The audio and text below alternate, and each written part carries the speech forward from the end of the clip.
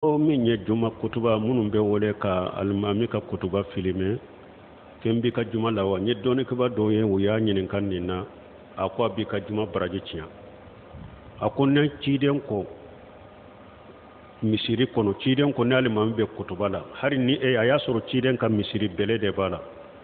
a ko ni mɔgɔ dɔw b'a kɛ ka tolon kɛ ko bɛ a bɛ fɛn wɛrɛ la ni hari ni ye bɛlɛ in ta k'a fili a ma pour a tigi ka da de fagadi laga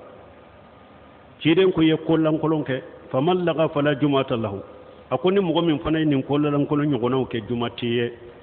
a ko nin tigi b'a kɛ ka mɔgɔ ɲamara ni ɲuman de ka bali kojugu ma mɛ ciden ko juma t'a ye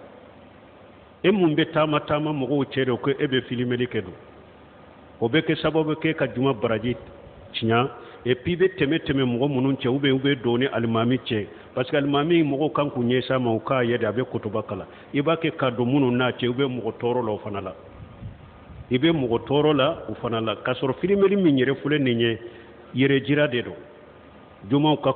kutuba i bɛ minbari kan i ka filime nin cogo la ou bien i bɛ dɛriso la i ka filime nin cogo la ou bien i bɛ sali ni mɔgɔ ye k'u filime ninnu ye yɛrɛjiraw de riya Cheikh Salih Fawzan ɲininkara ko riya ko ninnu ye yɛrɛjiraw de donc hadamaden k'i yɛrɛ kɔlɔsi ma mɔgɔ o mɔgɔ bɛ taama mɔgɔ ni ɲɔgɔn cɛ u bɛ kutuba kalan na e bɛ filimeli la a b'i ka juma baraji yɛrɛ tiɲɛ